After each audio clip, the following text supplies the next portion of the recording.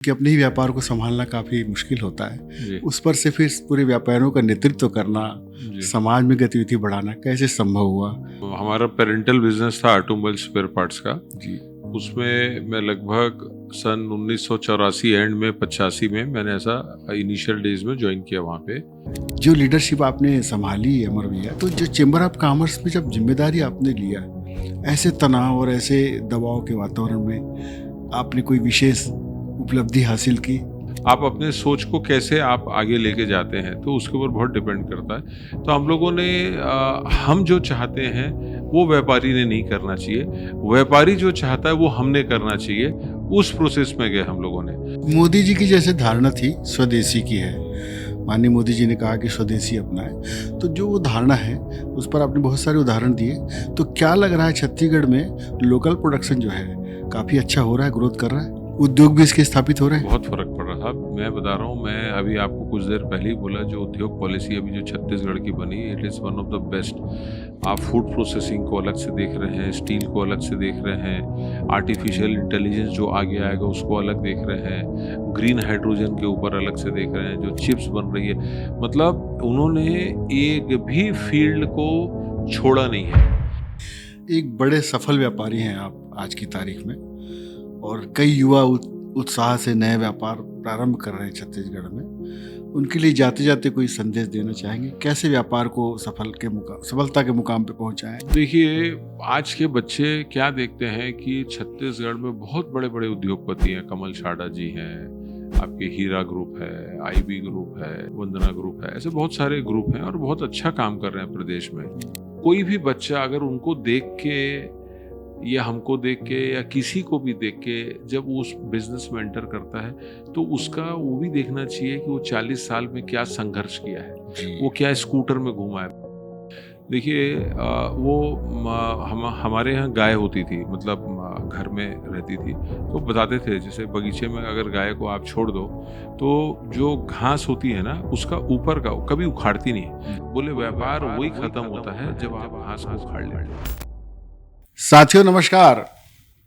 आज श्री महाकाल धाम podcast studio में छत्तीसगढ़ के व्यापार जगत के एक जाने माने हस्ती, एक शख्सियत जिसके विजन ने छत्तीसगढ़ को एक नई दिशा दी, अमर पारवानी जी आए हुए हैं।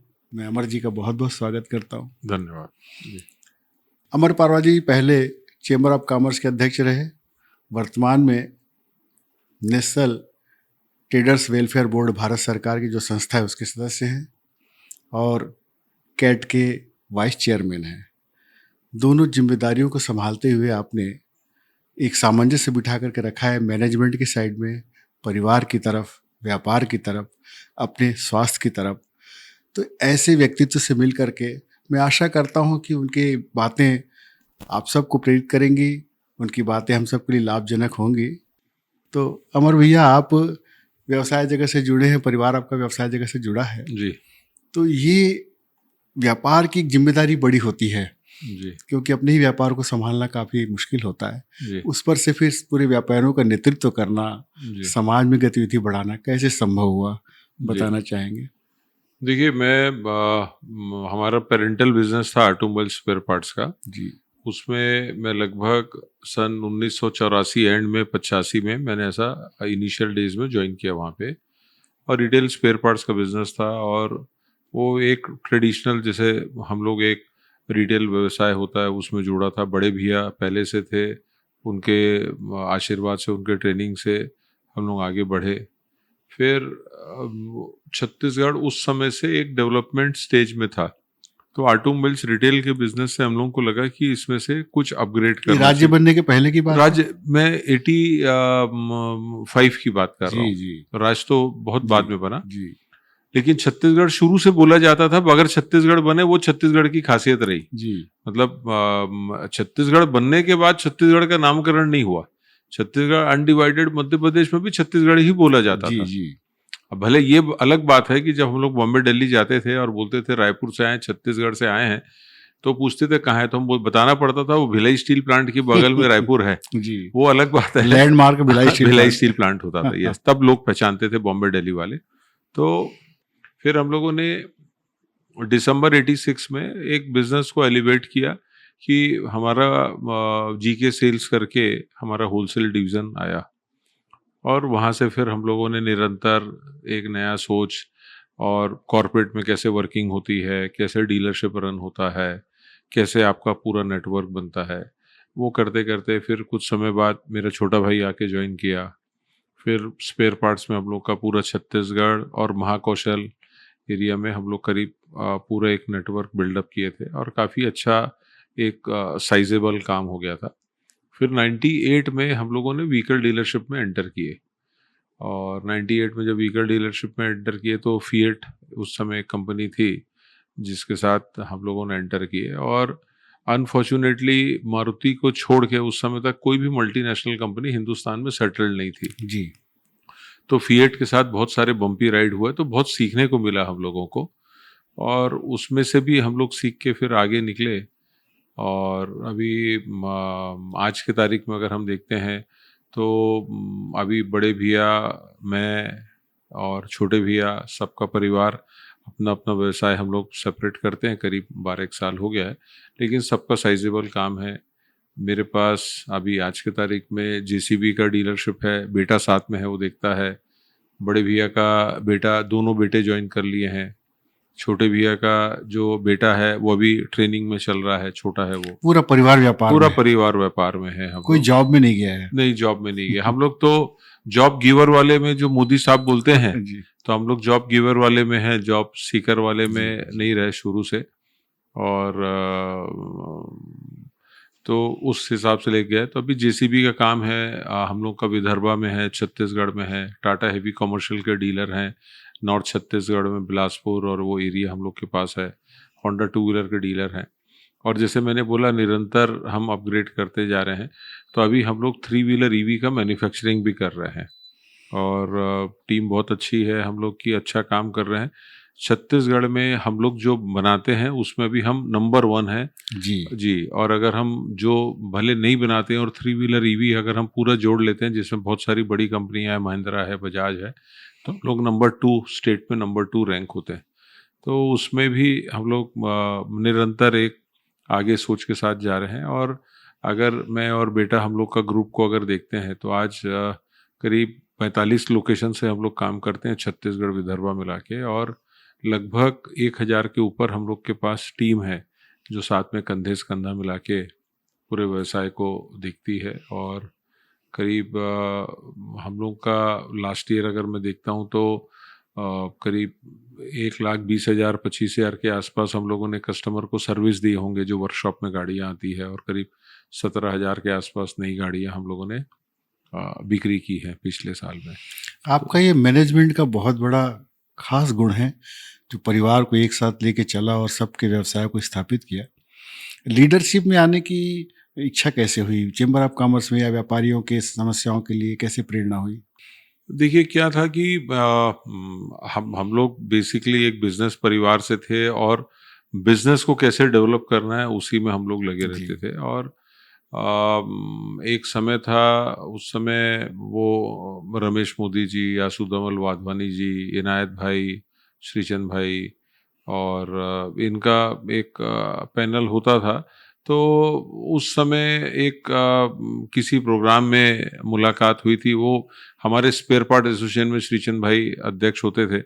तो एक टर्नओवर टैक्स लगने वाला था, तब मध्य प्रदेश होता था, जी छत्तीसगढ़ नहीं बना था। जी और भोपाल में फेडरेशन होता था जिसके अंतर्गत सारे चैम्बर आते थे, और महेश्वरी साहब वहाँ पे अध्यक्ष होते थे, पूरे मध्य प्रदेश के फेडरेशन के अध्यक्ष होते थे।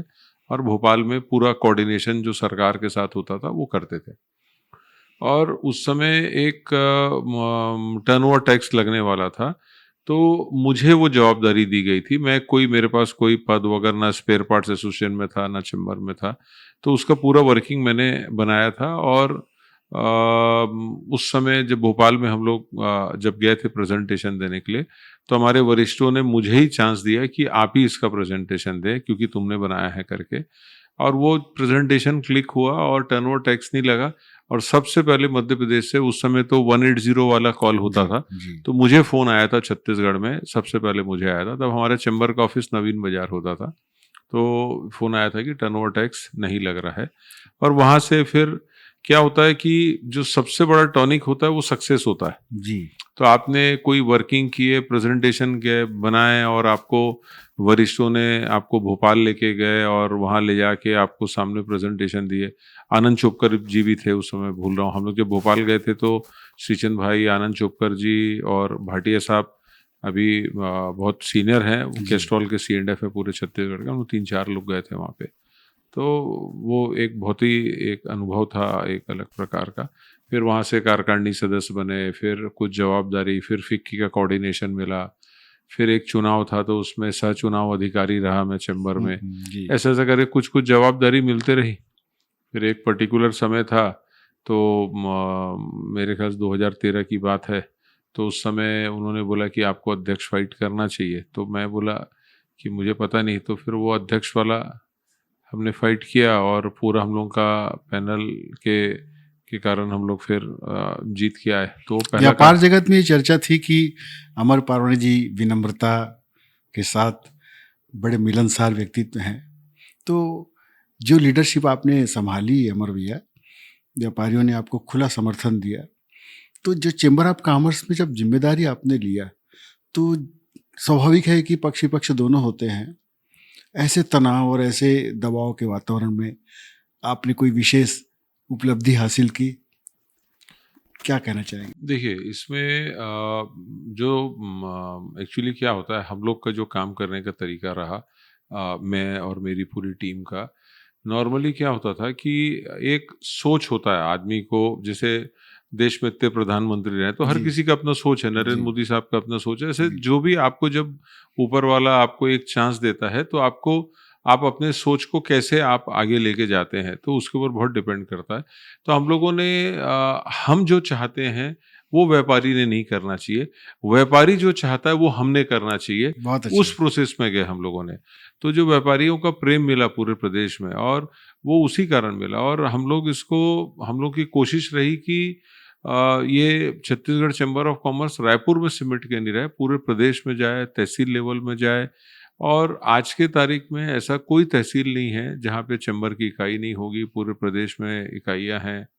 हम लोग को बहुत सारे रिकॉर्ड मिले कि golden book of world record में आए कि कभी इतने सदस्य संख्या एक टर्म में कभी नहीं बने। जी। जी। तो वो मिला, मतलब वो IIT भिलाई के साथ हमारा MOU हुआ। आपका होलसेल कॉरिडोर की बात है, स्मार्ट बाजार की बात है, मतलब इंडस्ट्रियल पॉलिसी में जो हम लोगों ने सुझाव दिए उसमें 70-80% आज की तारीख में जो छत्तीसगढ़ की industrial policy, it is one of the best in the country. तो वो पॉलिसी में विधानसभा में आदरणीय फाइनेंस मिनिस्टर साहब OP चौधरी साहब ने विशेष रूप से, आज 65 साल के इतिहास में कभी नहीं हुआ कि विधानसभा में कोई finance minister Chhattisgarh chamber of commerce का नाम लेके वो बोल रहे हैं कि हम लोगों ने उनको जो वैट, जो पुराना वैट था ख़त्म हो चुका है, उसमें कुछ लिटिगेशन था, उसको उन्होंने उसको समाप्त किया। छत्तीसगढ़ चैम्बर के लिए रियायती दर में ज़मीन की घोषणा करी, वहाँ पे देने के लिए विधानसभा में अपने बजट भाषण में, बजट में आना। तो ऐसे बहुत सारे, जब GST रोल आउट हुआ उस समय भी मेरा टर्म था, फर्स्ट टर्म था। तो पूरे हिंदुस्तान में वो जो ग्रुप ऑफ मिनिस्टर में अमर अग्रवाल साहब उस समय कमर्शियल मिनिस्टर थे, जी। तो वो हेड कर रहे थे, और संगीता मैम थी, कमिश्नर थी। तो छत्तीसगढ़ में जो भी, मतलब हिंदुस्तान में सबसे पहले छत्तीसगढ़ से होता था। तो छत्तीसगढ़ में जब GST आया तो पूरा चैम्बर कंधे से कंधा मिला के, क्योंकि लगभग 80-90 हज़ार व्यापारी थे जो वैट में रजिस्टर्ड थे, और उनको GST में कन्वर्ट करना, सरकार के पास, डिपार्टमेंट के पास अपने लिमिटेड संसाधन, जो उनके जी। अधिकारी कर्मचारी जी। हैं, और चार्टर्ड अकाउंटेंट और टैक्स कंसल्टेंट के पास, उनके पास अपने लिमिटेड साधन। छत्तीसगढ़ चैम्बर ने, मतलब मैं समझता हूँ 100-200 कितने कैंप लगे जहाँ पे निःशुल्क रजिस्ट्रेशन GST के हम लोगों ने करके जी। दिए, जिसमें व्यापारी समाज, tax consultant, chartered accountant, department के अधिकारी बैठते थे कैंप में। और उसमें 90,000 में से मैं समझता हूँ 65 से 70,000 रजिस्ट्रेशन हमारे निःशुल्क हमारे काउंटर से हुए पूरे प्रदेश में। मुझे आज भी याद है, एक IAS अधिकारी, आपको मतलब जो संगीता मैम थी, उन्होंने लेटर लिख के दिया राइटिंग में कि अगर आपका समर्थन नहीं मिलता तो हम ये उपलब्धि हमको नहीं मिल सकती थी जो जीएसटी रजिस्ट्रेशन की बात हो रही थी। तो ऐसे और देखिए क्या होता है बेसिकली, जैसे आप पक्ष विपक्ष की बात की है, चैम्बर पक्ष विपक्ष नहीं है। चैम्बर का रोल है सरकार, एडमिनिस्ट्रेशन और व्यापारियों के बीच में एक सेतु का काम करना। बिल्कुल। जो भी सरकार की पॉलिसी आती है, केंद्र है, राज्य है, उसको उद्योग और व्यापार तक लेके जाना, और उद्योग व्यापार में उसकी अगर कुछ कठिनाई है, उसका फीडबैक आता है, तो उसको रिज़ॉल्व कराना। यही काम होता था हम लोग का बेसिकली। और उसमें क्योंकि हम लोग बिज़नेस में, जैसे आज मैं व्यापार कर रहा हूँ, तो हम 2030 में मेरा ग्रुप क्या होना चाहिए, उसके लिए हम काम कर रहे हैं। इस महीने में क्या बिकना है, वो सेल्स एग्जीक्यूटिव सोचता है। इस साल के एंड तक क्या होगा, वो जीएम और वो सोचते हैं। तो हम लोग उस तरीके से काम में पले-बढ़े कि हमको अगले 3 साल, अगले 5 साल, अगले 10 साल का लेके तो व्यापारी समाज के लिए भी हम लोग उसी प्रकार, जैसे आईआईटी भिलाई से हमारा एमओयू करने का पर्पस ही ये था कि उनको फिनटेक में सेंट्रल गवर्नमेंट से बहुत एक फंडिंग का बहुत बड़ा मदद था। हमारे जो स्टार्टअप हैं या जो यहाँ पे उद्योग हैं या वो उद्योग में जो प्रोडक्शन कॉस्ट है, आज हम चाइना के सामने क्यों मार खा रहे हैं? क्योंकि उनकी क्वालिटी और उनका प्राइसिंग। तो वो क्वालिटी, वो प्राइसिंग में देने के लिए हमारे उद्योगों के पास, अधिकतर उद्योगों के पास, क्योंकि छोटे मंझूले हैं, एमएसएमई हैं, उनके पास आर&डी नहीं है। तो वो आईआईटी भिलाई हमको मदद कर रहा था, आपको जो मदद लगेगा हम करेंगे टेक्निकली, क्योंकि उनको फंडिंग का कोई दिक्कत नहीं। जी। उनका एक विजन है कि छत्तीसगढ़ के उद्योग व्यापार कैसे आगे जाए और मास प्रोडक्शन में जाए, और हम कैसे जो जो एक्सपोर्ट हो रहा है उसको हम अपने प्रदेश में कैसे बनाएं, और हमारे जो यंगस्टर हैं उनको स्टार्टअप को हम कैसे मदद करके ऊपर लेके आएं, कैसे इनोवेशन में हम लेके जाएं, कितने पेटेंट हम करा सकते हैं। तो ये सब चीज़ों को लेके मेरे को, और एक और गर्व के साथ एक कमेटी बनी थी जिसमें एम्स रायपुर और आईआईटी भिलाई का वो था कि मेडिकल में इंजीनियरिंग, मतलब आईआईटी भिलाई क्या हेल्प कर सकता है, और आईआईटी भिलाई को वो सब करने के लिए एम्स से कैसे डेटा मिलेगा कि मेडिकली इक्विपमेंट, एक तो जो कई हमारे प्रदेश में यूनिक बीमारियां हैं जी। उसको कैसे एड्रेस करें, उसकी सस्ती दवाइयाँ, उसके इक्विपमेंट जो बाहर से मान लीजिए 5 करोड़ 10 करोड़ में इंपोर्ट हो रहा है, उसको छत्तीसगढ़ में बन के उसको कैसे हम उसके इक्विपमेंट का कॉस्ट नीचे लेके आएँ ताकि हर ज़िले में, हर तहसील में वो इक्विपमेंट आ जाए। तो उसमें मेरा रोल ये होता था कि उसका अगर कोई इक्विपमेंट बनता है तो मास प्रोडक्शन कैसे आएगा और कैसे भी, तो वो उस कमेटी में भी मैं रहा। तो इधर हेल्थ के मतलब एम्स में आप सोचिए जो उनकी फैकल्टी है, जी। उनका लेवल ऑफ अंडरस्टैंडिंग, और आईआईटी भिलाई के डायरेक्टर साहब और जो उनकी टीम आती थी उनका लेवल और अंडरस्टैंडिंग, वहाँ पे उनके साथ बैठ के काम करना एक अलग ही अद्भुत अनुभव, और मतलब आपके जो सोच है उसको कैसे आगे लेके जाता है। तो ऐसे बहुत सारी अपॉर्चुनिटी मिली जो आपको एक आपके सोच को ब्रॉडर करते। फिर हम लोगों ने काफ़ी साल से हम लोग कर रहे थे कि जो चाइना से इंपोर्ट होता था, तो उसमें आप देखेंगे छोटी-छोटी चीज़ हम लोगों ने उसमें कैट से हम लोगों ने उसको आइटम की लिस्टिंग करी। कौन-कौन सी चीज़ वहाँ से आ रही है जो अनिवार्य आनी चाहिए, रॉ मटेरियल है या कोई टेक्नोलॉजी है। कौन-कौन सी चीज़ है जो हिंदुस्तान में बनती है और वहाँ से आ रही है। और बहुत अच्छा। कौन-कौन सी चीज़ है जिसको हम यहाँ पे, तो सेंट्रल गवर्नमेंट से फाइट, जैसे टायर इंपोर्ट हो रहे थे, हमारे टायर यहाँ बनते हैं। पेंट है, ऐसे बहुत सारी चीज़ें। तो उसके ऊपर एंटी डंपिंग ये वो थोड़ा-सा कोशिश की है लगाने का, यहाँ के मैन्युफैक्चररों को उसको बढ़ाने का। छत्तीसगढ़ में आप देखेंगे कि दिवाली में बिजली की झालर, वो दिए, वो भगवान की माता की मूर्ति, रंगोली, पिचकारी, ऐसा कोई त्योहार नहीं है, त्योहार के पहले चाइना से पूरा बाज़ार हमारा सज जाता था उस जी। त्योहार के लिए। जी। इसको पिछले 5-6 साल में ये स्थिति हो गई है। आज इवन फटाके चाइनीज़ आते थे। आज के तारीख में हो गया है, कोई भी त्योहार है छत्तीसगढ़ की, मैं स्पेशली अगर बात करूँ, तो 80-90% चीज़ें अभी हमारे लोकल उत्पाद हैं। हम लोगों ने स्टार्ट किए कि मिट्टी के दिए लेके बाँटने के स्टार्ट किए। अभी तत्कालीन कलेक्टर साहब उस समय जिला पंचायत सीईओ होते थे, वो बहुत एग्रेसिव थे। उनके साथ मिलके वो उनका एक सेंटर है, जहाँ से कपड़े कैसे बनेंगे, वो मोमबत्ती, अगरबत्ती जो आपको बनवाना है, उसको कैसे हम बाज़ार तक पहुँचाना, बाज़ार में कैसे मदद करना। तो ये हम लोगों ने जो हमारे तहसील लेवल में प्रोडक्शन है, मैं हर जगह एक उदाहरण देता हूँ। आप कभी खरोरा जाना पड़े आपको, खरोरा का एक मॉडल है जो मतलब मोदी साहब का जो एक विज़न है कि एक डिस्ट्रिक्ट, एक प्रोडक्ट उसको मैच करता है। वहाँ पे ऐसा कोई घर नहीं होगा, जहाँ पे पेटीकोट नहीं सिला जाता है। लाखों पेटीकोट महीने के वहाँ बनते हैं और पूरे हिंदुस्तान में एक्सपोर्ट होता है और उन्होंने रेट फिक्स है। वो हर घर में वो थान पहुँच जाता है कि इसमें मान लीजिए 20 बनेंगे, 50 बनेंगे। जी। अब उस घर की माता, बहन, बहू उसको अगर आज 2 घंटा खाली है तो एक सिल ली, मतलब जो भी उनका प्रोडक्शन है, आज 8 घंटा खाली है, तो हर घर में मशीन है। अब वो जिस दिन उसका 20 कंप्लीट होता है, वो 20 जाके छोड़ते हैं वहाँ पे, 20 का उनका अपना जो भी पर पेटीकोट का जो भी चार्जेस है वो मिलता है और अगला थान मिल जाता है। तो ये एक अपने आप में एक अलग एक बिज़नेस मॉडल है। इसको बाकी तहसील में, बाकी ज़िले में हम कैसे लेके जा सकते हैं? तो इस प्रकार के हमारे छत्तीसगढ़ में जो काम हो रहा है, बहुत अद्भुत काम हो रहा है। मैं वहाँ पे एक राइस मिल में गया, वो यंगस्टर हैं। वो मैं उनके करीब 3 साल पहले विज़िट किया, तब उनका 1000 करोड़ के ऊपर का टर्नओवर था खरोरा समान जगह में और उसमें मेजरली 80-90% एक्सपोर्ट होता था उनका धान।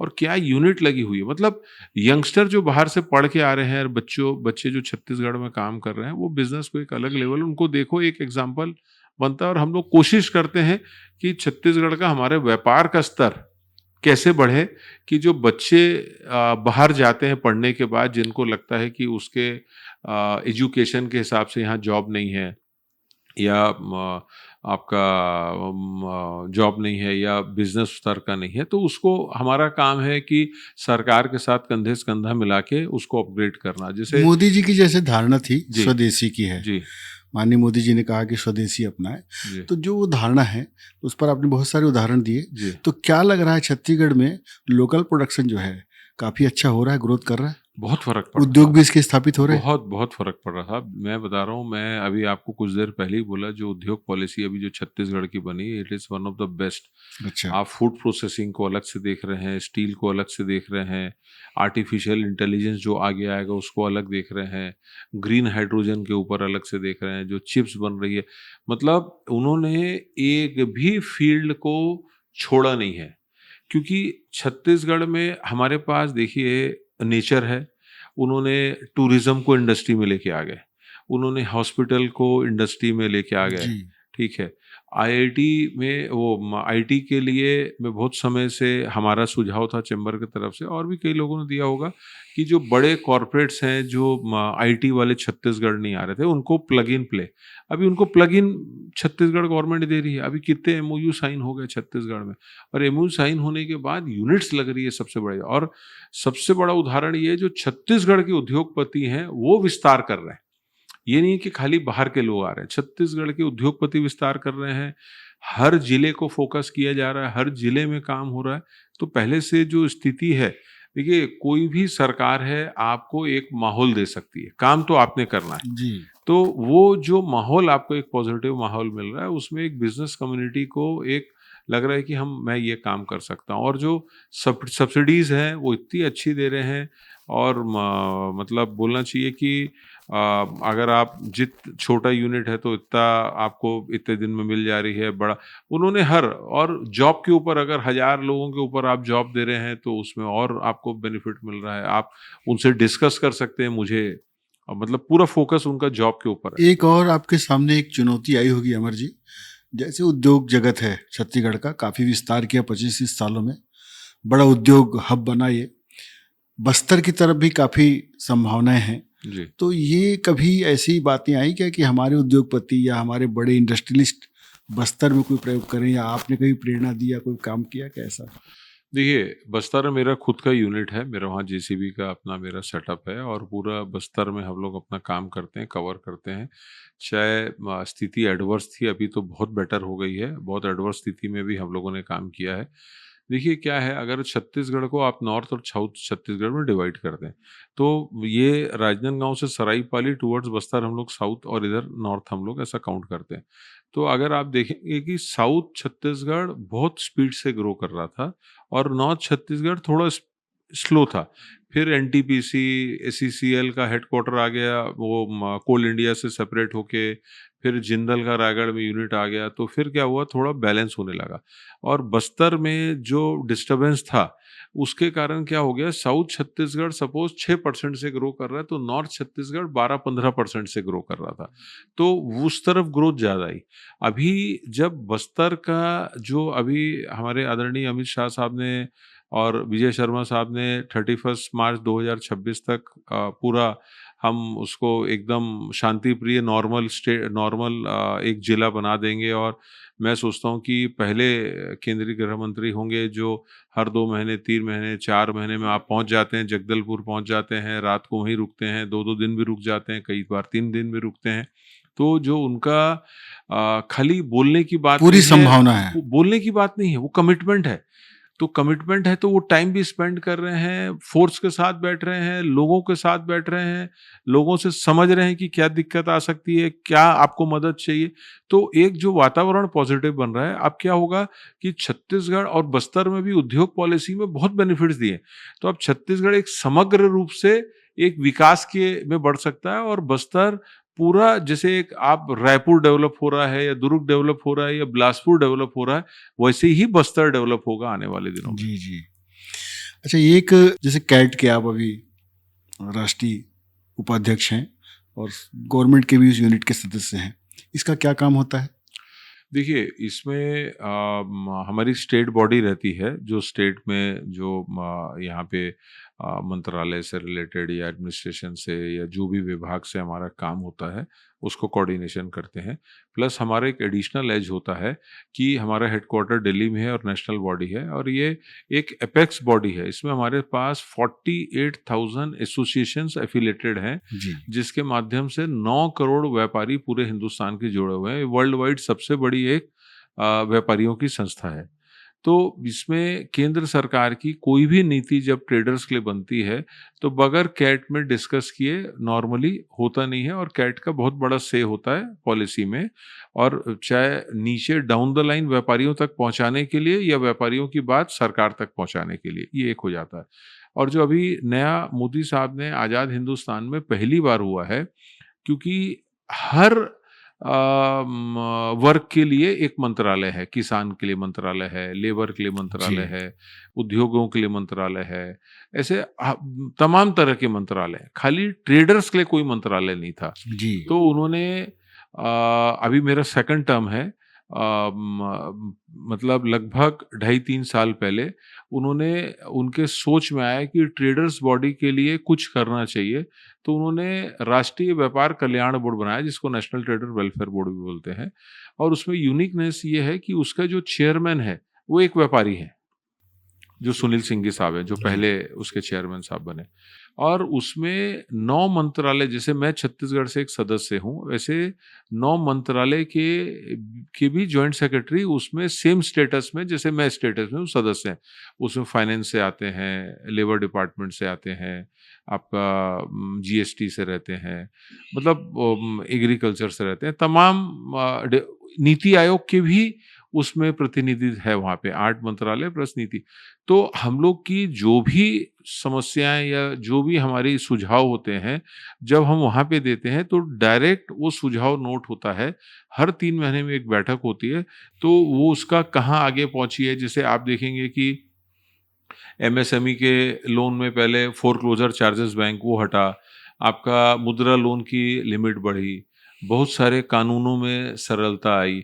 तो ऐसे बहुत सारे चीज़ें हैं, क्योंकि डायरेक्ट आप वहाँ पे देते हैं। और अभी एक यूनिक चीज़ चालू किए हैं नेशनल ट्रेडर वेलफेयर बोर्ड ने, हर मंडे को एक नेशनल लेवल की वीडियो कॉन्फ्रेंसिंग होती है, जिसमें कोई भी व्यापारी जुड़ सकता है, और केंद्र से कोई एक अधिकारी उसकी मीटिंग को हेड करता है। आपकी जो बात होती है पूरी रिकॉर्डिंग होती है, और रिकॉर्डिंग होने के बाद वो जो अधिकारी होता है नोट करता है और सही जगह पे बात पहुंचाता है। उसमें आदरणीय हमारे जो चेयरमैन साहब है उसको भी पर्सनली मॉनिटरिंग करते हैं और आदरणीय केंद्रीय मंत्री पीयूष गोयल साहब भी उसको पर्सनली मॉनिटरिंग करते हैं कि कितने लोगों ने इस मंडे को पार्टिसिपेट किया, क्या क्या चीजें आई और क्या चीज सॉल्व हुआ नहीं हुआ।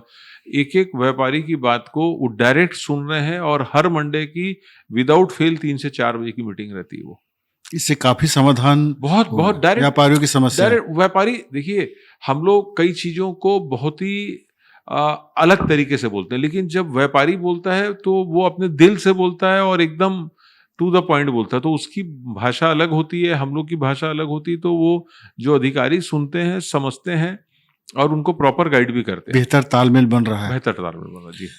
एक आप तो एक छोटे से व्यापारी से लेकर के बड़े उद्योगपति तक जुड़े रहे और गांव-गांव में आपने चेंबर ऑफ कॉमर्स को स्थापित किया। एक जो क्विक कॉमर्स का चलन आ गया है, ऑनलाइन सामान मंगाने का, और बड़ी कंपनियां ग्रोसरी में जी छोटे-छोटे प्रोडक्शन उत्पाद में लग गई हैं, जी तो ग्राहक को घर पहुंच सेवा मिल रही है। जी। ये क्या चुनौती है व्यापारियों के लिए? काउंटर देखिए- बिजनेस में क्या तकलीफ है? देखिए, इसमें दो चीज है। एक जो हम सरकार से टेकअप कर रहे हैं, जो कोई कॉमर्स है या जो ऑनलाइन वर्किंग कर रहे हैं, बेसिकली ये एक प्लेटफॉर्म है। प्लेटफॉर्म मतलब ये है कि माल बेचने वाला ये है, खरीदने वाला ये है। जी।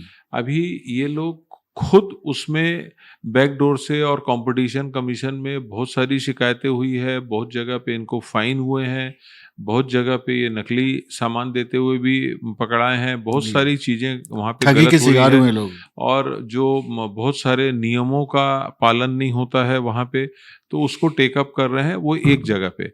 और दूसरा पैरेलली हम लोग जो हमारे व्यापारी हैं, क्योंकि ऑलरेडी उनके पास स्टॉक है, ऑलरेडी वो माल बेच रहे हैं।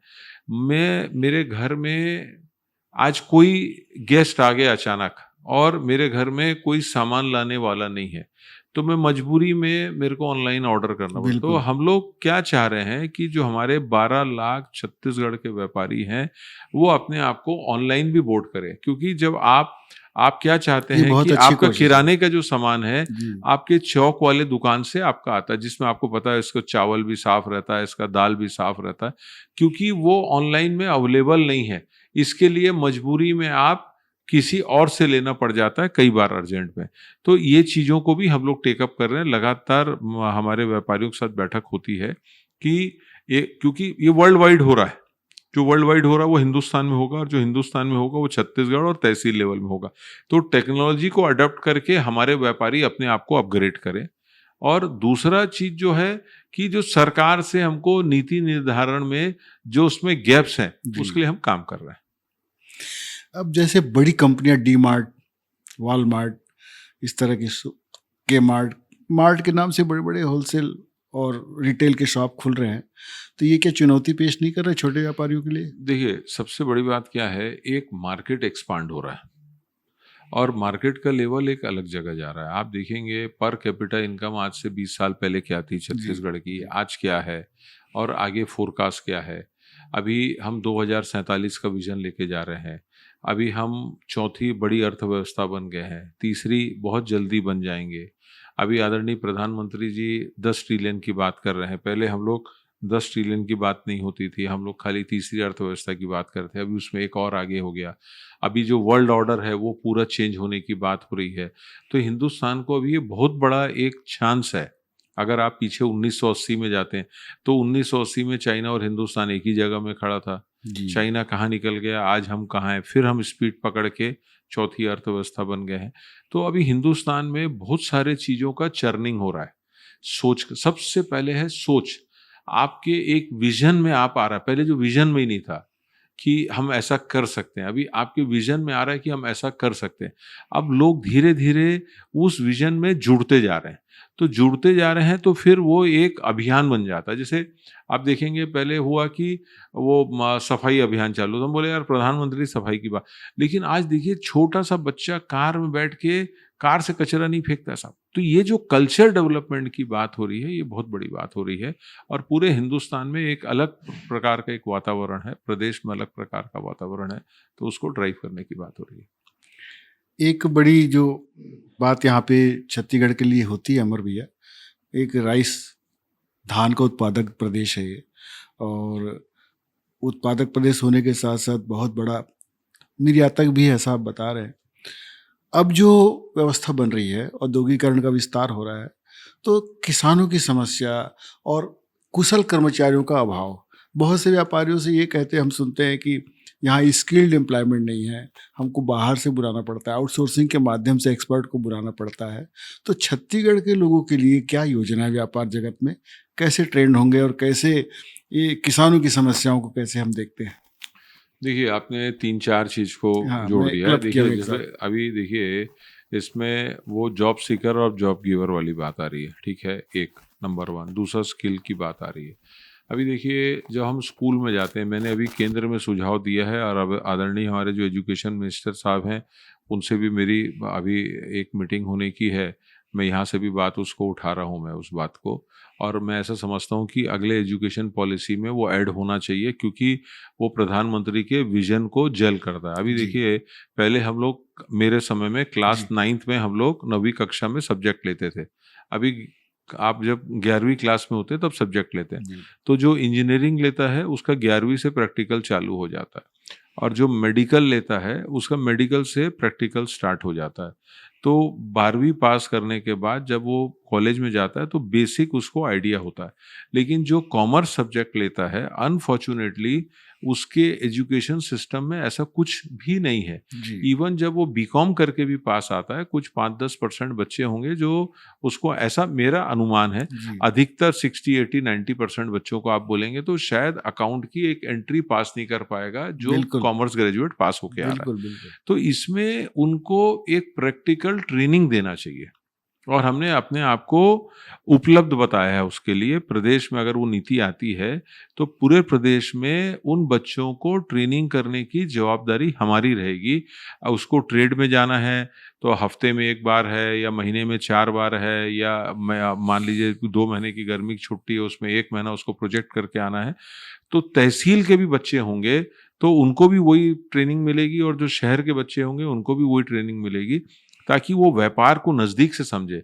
जब वो 12वीं पास करके कॉलेज में जाता है तो उसको एक समझ में आ जाएगा, नहीं यार, मेरे को ये एफएमसीजी की काम खोलना है, या मेरे को मोबाइल का काम करना है, या मुझे ऑटोमोबाइल्स का काम करना है। तो इसमें हम लोग आगे बढ़ सकते हैं। और मुझे याद है, हम लोग रेणुका मैडम मैं उसमें स्किल डेवलपमेंट का देखती थी। मैं पुरानी बात कर रहा हूँ, जब रमन सिंह साहब उस समय सीएम थे।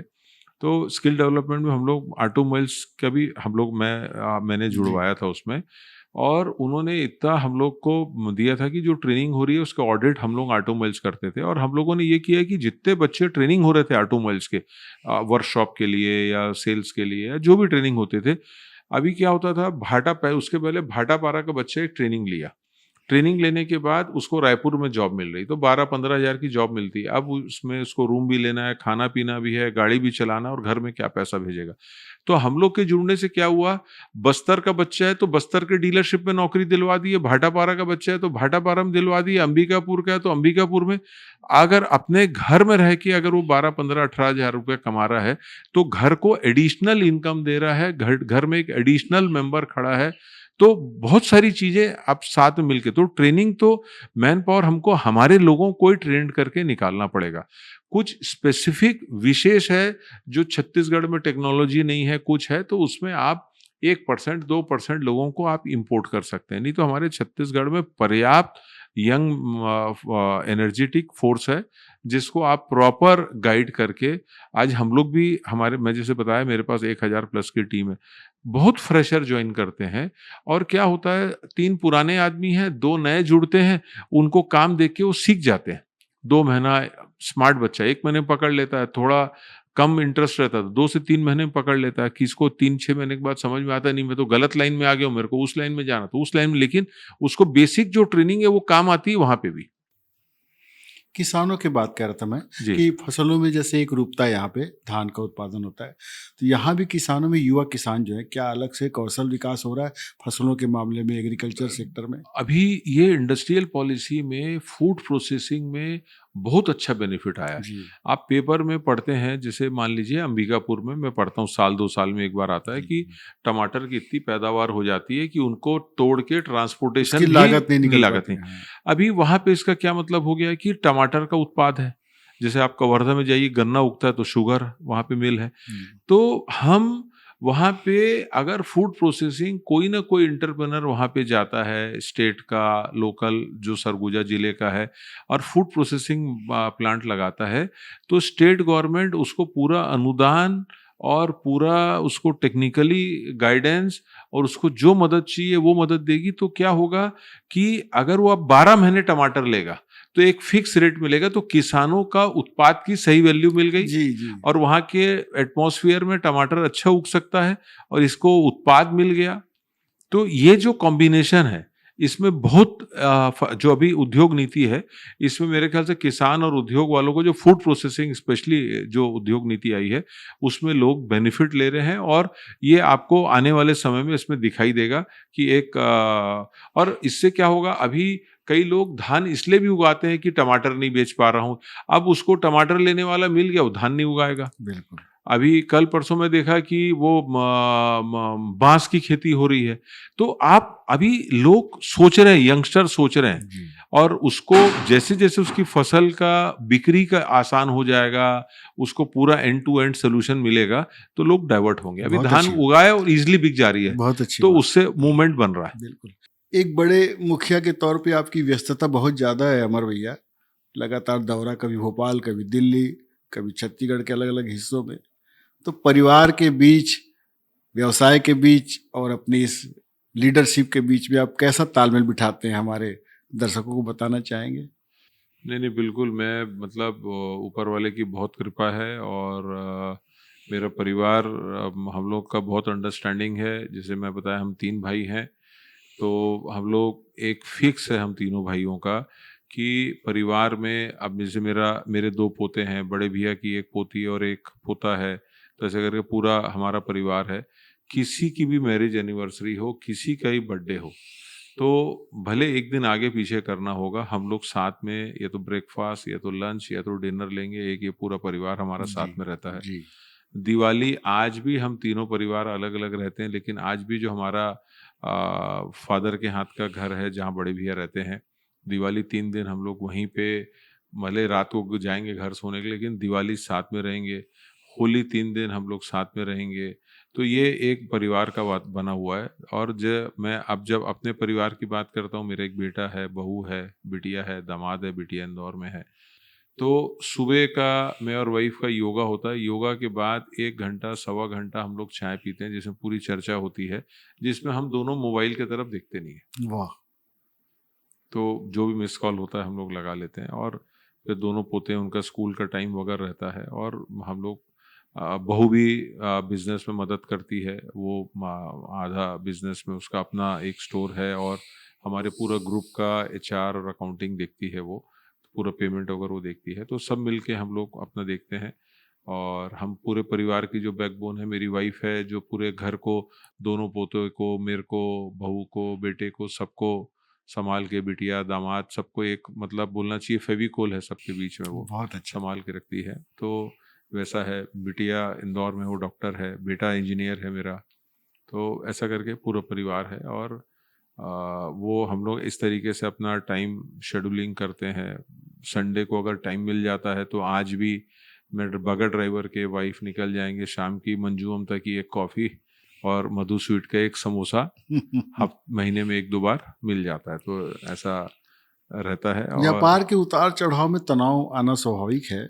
बहुत कभी कभी व्यापार में घाटा भी होता है, दबाव और तनाव रहता है। तो ऐसी स्थिति में आप अपने आप को कैसे संभालते हैं? देखिए, परिवार का तो बल आपको मिलता ही है। व्यापार में आप देखेंगे कि मेरे फादर एक चीज़ बोलते थे, जिसको मैं ब्रह्म वाक्य से, बहुत सारी चीज़ें मैं आज, हम लोग जो भी हैं, हम तीनों भाई, हमारे फादर के जो फिलॉसफी थी उसी के बेसिस पे है हम लोग। देखिए, वो हमारे यहाँ गाय होती थी, मतलब घर में रहती थी, तो बताते थे, जैसे बगीचे में अगर गाय को आप छोड़ दो, तो जो घास होती है ना उसका ऊपर का कभी उखाड़ती नहीं है। जी। तो व्यापार को उससे तुलना करते थे, बोले व्यापार वही खत्म होता है जब आप घास को उखाड़ लेते हो। आप प्रॉफिट का जो पैसा है उसका आप जो मर्जी कर लो, जो बेसिक आपकी पूंजी है वो खराब नहीं होनी चाहिए। तो व्यापार में जब घाटे के अच्छे दिनों में उसको आप पैसे को कहाँ पार्क कर रहे हैं ताकि खराब दिनों में आपको दिक्कत नहीं हो। आपको पता है व्यापार है, अच्छा बुरा दिन होगा, तो उसको आप कैसे आप लेके चलते हैं, क्योंकि रोज अच्छा है। अगर अभी दिन है तो कल रात होगी, और रात होगी तो फिर दिन होगा। तो रात के लिए आपने दिन में अपना क्या व्यवस्था कर ली हो तो आपको तकलीफ नहीं है। तो मेरे लगभग 40 साल हो रहा है काम में, बहुत उतार चढ़ाव देखे, लेकिन ऊपर वाली कृपा है, फादर की फिलोसॉफी के हिसाब से हम लोग काम करते हैं, कभी दिक्कत नहीं आई हम लोग को। और हमारी जो टीम है, जो मैं जब रिटेल में बैठता था हमारे 3-4 लोग की टीम थी, आज मेरी 1000 के ऊपर है। ऐसे छोटे भैया की टीम है, बड़े भैया की टीम है, सब जोड़ेंगे तो 1500 2000 कुछ भी हो सकते हैं टीम। तो वो हमारे परिवार के हमारे साथी हैं। हमारे यहाँ नौकर मालिक वाला हिसाब नहीं होता, एक परिवार वाला हिसाब होता है। तो अगर उनका कंफर्ट को हम देख रहे हैं तो हमारा कंफर्ट ऑटोमेटिक आ रहा है। हम लोग आज जो हम लोग काम है, कभी मान लीजिए मैं बहुत बेटा अच्छी सोच है। 15 दिन भी अगर हम लोग नहीं है जी। तो हमारा व्यवसाय, अगर मैं आज दिन भर नहीं हूँ तो व्यवसाय वैसे ही चलेगा, और मैं हूँ तो भी वैसे चलेगा। ये हम लोगों ने एक सिस्टम एक टीम वर्क जो है डेवलप किया हुआ है। हाँ जी बहुत सर। अच्छा। जी। एक बड़े सफल व्यापारी हैं आप आज की तारीख में, और कई युवा उत्साह से नए व्यापार प्रारंभ कर रहे हैं छत्तीसगढ़ में। उनके लिए जाते जाते कोई संदेश देना चाहेंगे, कैसे व्यापार को सफलता के मुकाम पे पहुंचाएं? देखिए, आज के बच्चे क्या देखते हैं कि छत्तीसगढ़ में बहुत बड़े-बड़े उद्योगपति हैं, कमल शाढ़ा जी हैं, आपके हीरा ग्रुप है, आईबी ग्रुप है, ऐसे बहुत बड़े-बड़े ग्रुप हैं, वंदना ग्रुप है, ऐसे बहुत सारे ग्रुप हैं और बहुत अच्छा काम कर रहे हैं प्रदेश में, और बहुत अच्छे से काम कर रहे हैं। तो कोई भी बच्चा अगर उनको देख के या हमको देख के या किसी को भी देख के जब वो उस बिजनेस में एंटर करता है, तो उसका वो भी देखना चाहिए कि वो 40 साल में क्या संघर्ष किया है, जी। वो क्या स्कूटर में घूमा है। मैं रायपुर से राजनांदगांव बजाज 150 में जाता था, तो मतलब वो उसको वो भी देखना है। वो आज क्या देखते हैं कि वो उनको लगता है कि मैं बिजनेस खोलूंगा तो मैं 1 करोड़ की गाड़ी में घूमना चालू कर लूंगा, ऐसे मेरे ऐसी। उसको थोड़ा सा जब तक वो अपना जो एक जीवन है उसको उसको एक टारगेट लेके चलेगा। जैसे आप स्कूल में नर्सरी में पढ़ते हैं, फिर आप आप प्राइमरी में मिडिल जाते स्कूल में हैं। आते हैं, प्राइमरी में आते हैं, फिर कॉलेज जाते हैं। ऐसी बिजनेस में भी है।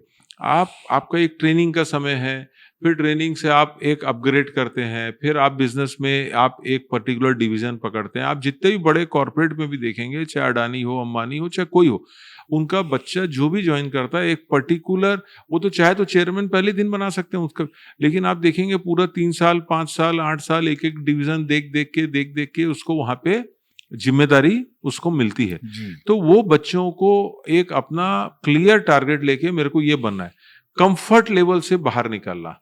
वो अभी क्या करते हैं बच्चे लोग, क्या करते हैं, मुझे ये चाहिए।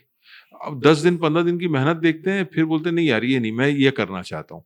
फिर 15 दिन की मेहनत करते हैं, फिर वो नहीं ये नहीं चाहिए।